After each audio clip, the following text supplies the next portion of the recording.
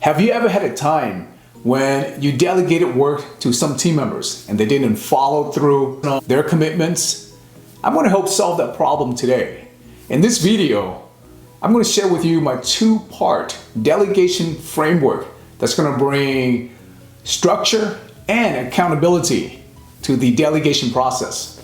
Hi, my name is Jimmy Dang.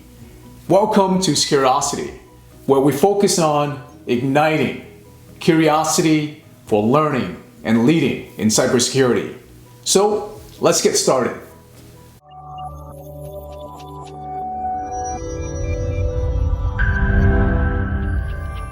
Now, did you know, according to the Harvard Book Review on Managing People, that effective delegation is the most difficult task for new leaders to do because of the following fear factors.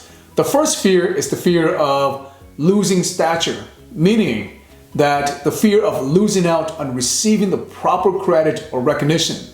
Secondly, the fear of abdicating control, meaning giving up on the control or the oversight of the quality of the delegated work. And finally, the fear of overburdening team members. As a consequence, many leaders end up putting in long hours, eroding trust within the team, and most importantly, stifling innovation. So why delegation? Delegation is a powerful tool as a leader, whether in cybersecurity or in a completely different field. Delegation opens up opportunities for you to focus on strategic, high-value, high-impact work.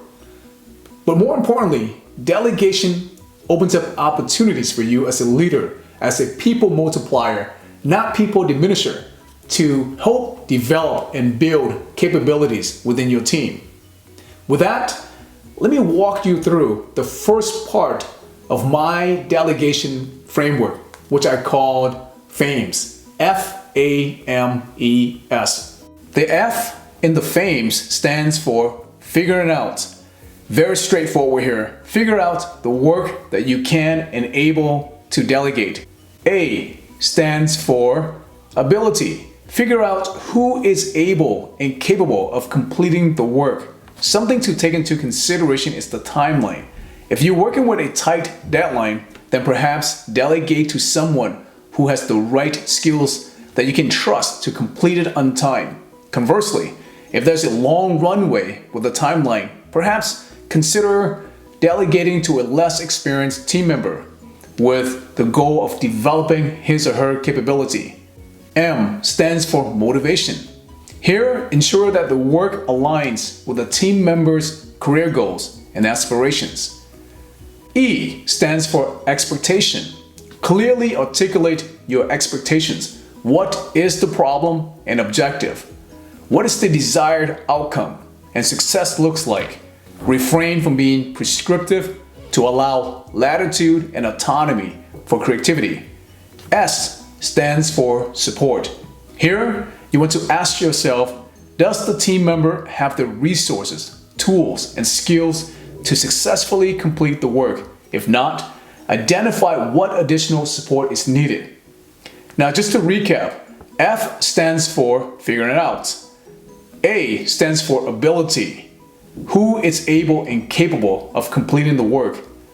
Next, M stands for motivation, making sure that the work aligns with the team members' career goals and aspirations. E stands for expectations, making sure that the expectations are clear.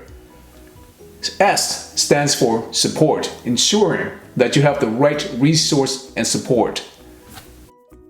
Now, the second part of the framework is where the fun work really happens.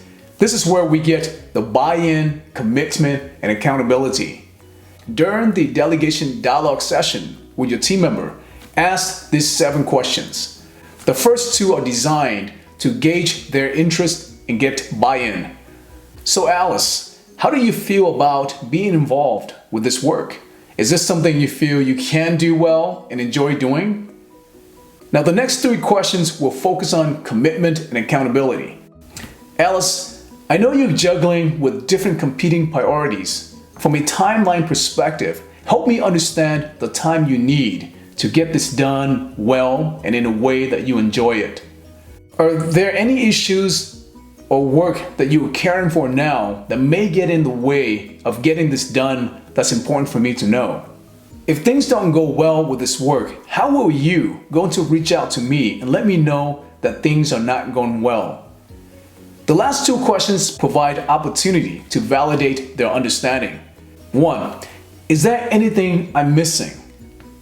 Lastly, what questions do you have about the work, expectations, or in general for me? Now there you have it, my FAMES delegation framework.